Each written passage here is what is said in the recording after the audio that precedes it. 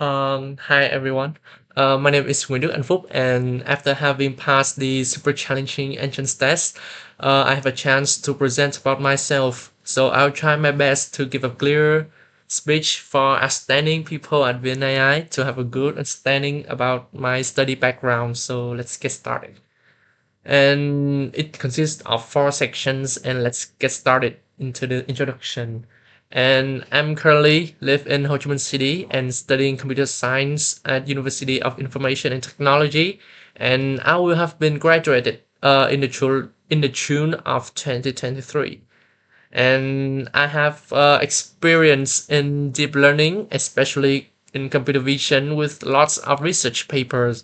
And also, I did some projects on operation research and compete several programming contests. And so I also have a strong background in advanced data structure and algorithm.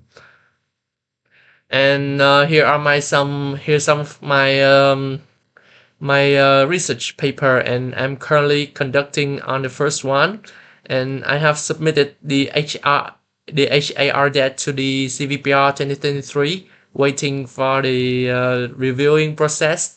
And the five ones below are the accepted work at at prestigious journal and conference. Um, and mostly they are first authors, and the living blank indicates the second authors, and mostly I'm corresponding for these projects paper. Okay. And also, I have a YouTube channel with the total of 13,000 views where I can share my experience in deep learning and knowledge for others in many fields, including mathematics, computer science, deep learning, etc. And you can also reference it to my channel. Yeah, I did include the link on the slide. And to strengthen my background, I have reached the expert on Coforces. It's a platform where competitive programmers can compete against others for higher rank. Yeah, and okay, and next one is the research topic, and I'm currently interested in aerial images because objects may represent densely and with multiple orientation, and the images appear in many scales and shape. So the introduction to the oriented object detection will solve the problem. Yeah. And if the normal object detection use the horizontal bounding box to represent the object, so oriented object detection will use the oriented bounding box with the additional theta channel to represent the angle of the bounding box, will solve the problem of the inconsistency between localization and classification. Yeah. So I'll play the video that I brought on the Google Earth and use the oriented object detection methods. Yeah, as you can see that the oriented bounding box will cover the objects more tightly. Yeah, the purple one is the small vehicles, and the orange one is the large vehicles. Yeah. And the method I use is it is my method proposed and submitted into the CVPR. The yellow one is the harbors, and the pink one are the ships. Yeah. Okay. Next one is favorite paper. Also my paper. I submitted to the CVPR, and I'm the first author. The second is my professor. And I'll also include the GitHub repositories where you can reference to my study. Yeah. And my proposed model is HARDET, namely Hybrid Anchor Rotation Detector for Oriented Object Detection. And my model is a two stage model with the hybrid anchor RPN and the normal oriented RCN head. Okay, and my model used the only one anchor on the per location of feature map, and with the combination of anchor free and an anchor based head, and with the bridge features of horizontal alignment convolution to make the models learn easier. Yeah. I use here's the encoder and the decoder of the anchor and the round truth.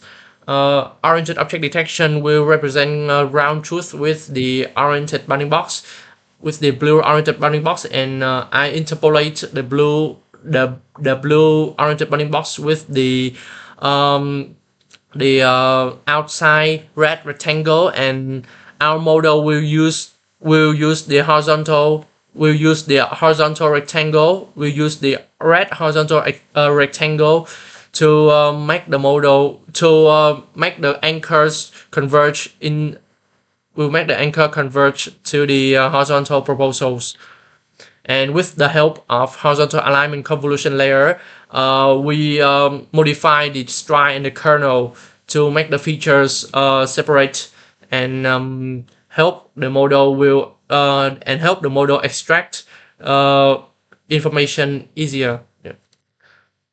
And next, we propose a proposal transformation network with it's a normal fully connected layer with, but by integrating the midpoint offset encoder decoder to transform the horizontal proposals to oriented proposals. Yeah.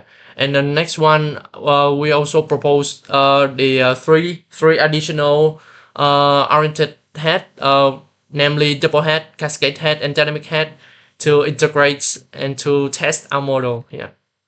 And our model used a significant results compared to many others, yeah, methods.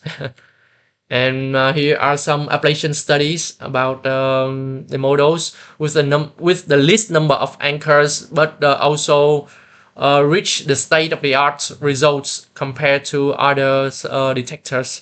Yeah, and the least training GPU. Yeah, and here are some figures, and come to the conclusion that uh, we we conduct the studies with around 8 months, and with the resource of 8 GPU, and there are some hardship in the data preparation, like we have to convert it in like image represents in different in multiple size and scale, so I have to modify it. Yeah, and I have to crop the images and integrate the results. And some training failure also happens. Like I have to test some components and material organization, like you have to organize your dictionary, your workspace to have a to make you to alleviate the training procedure, and also discussion between the professors, and of course the papers writings will also be the hardship. But luckily, I personally have experience in writing papers and know how to get my paper rejected or accepted. And server submission limitation. The We test the our oriented object detection methods on the data. So, but the server's limits are only two submission per day, so I have to create many student accounts. I borrow from friends and colleagues to make a submissions. And pen stacking and tiers, of course, research do include tiers.